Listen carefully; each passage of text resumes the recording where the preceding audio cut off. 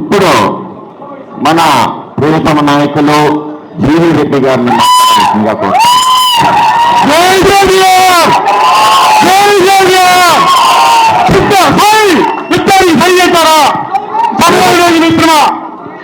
ఇక్కడికి వచ్చిన ప్రతి ఒక్కరికి కూడా పేరు పేరున నమస్కారాలు. బ్రహ్మారెడ్డన్న ప్రభుత్వ వైద్య సంఘాలు వాటి గురించి అన్ని చెప్పడం జరిగింది. ఒక్క విషయం నేను చెప్పేది ఏంటంటే 2021 డిసెంబర్ 25వ తేదీన బ్రహ్మారెడ్డన్న అంటే టీడీపీలోకి వచ్చిన రోజు 2021 డిసెంబర్లో బ్రహ్మారెడ్డన్న టీడీపీలోకి రాకముందు టీడీపీ ఏంటి, వచ్చిన తర్వాత టీడీపీ ఏంటంటే అది ఒక్క పల్నాడు మాచల నియోజకవర్గమే కాదు, వారి ఇంట్రెస్ట్ ఎత్తబడిందంటే రాష్ట్రం మొత్తం మీద కూడా అది బ్రహ్మారెడ్డన్న. సో ఇటువంటి బ్రహ్మారెడ్డన్నని మనము అఖండ మెజారిటీ తోటి గెలిపించుకోవాలి.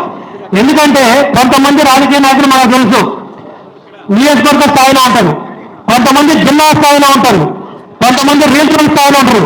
బట్ బ్రహ్మారెడ్డన్న కాదు, రాష్ట్ర స్థాయి లీడరు. ఈ రోజు వారు ఎక్కడ మాట్లాడినా ఏం చేసినా కూడా సెన్సేషన్ అవుతుందంటే వారి లీడర్షిప్ ఉన్నటువంటి విలువ అది. ఈరోజు మాచర్ల గురించి ఇక్కడ ఉన్న వాళ్ళందరూ నాకు తెలిసినందుకు 90% మాచర్ల వాళ్ళు ఉండొచ్చు. మాచర్ల నియోజకవర్గం గురించి అంటే రాష్ట్రం మొత్తమే భయపడే పరిస్థితి. అలాంటి నియోజకవర్గంలో ఒక్కడిగా వచ్చి ఈరోజు ఎవరైతే పిన్నెళ్ళు అంటున్నారో వాళ్ళని పిన్నెళ్ళు చేసిన వ్యక్తి బ్రహ్మారెడ్డి. సో ఈరోజు చంద్రబాబు నాయుడు గారు కూడా నేను చూశారు ఫోన్లో మా బ్రహ్మారెడ్డి అన్నకు రుణపడి అంటున్నాడంటే వారి పాత్ర వారి కాంట్రిబ్యూషన్ కేవలం 2 సంవత్సరాల్లో వారు మాచర్ల నియోజకవర్గం నిలబెట్టడమే కాకుండా రాష్ట్రం మొత్తం కూడా టీడీపీకి ఒక ఊరు చేసినటువంటి వ్యక్తి. సో బ్రహ్మారెడ్డిని మాచర్ల నియోజకవర్గ ప్రజలే కాకుండా రాష్ట్రం మొత్తం తెలుగుదేశం క్యాడర్ మొత్తం కూడా గుర్తుపెట్టుకోవాల్సినటువంటి వ్యక్తి. అటువంటి బ్రహ్మారెడ్డిని మళ్ళీ ఒకసారి నేను చేతులెత్తి అందరికీ నమస్కరించి కోరుతున్నాను.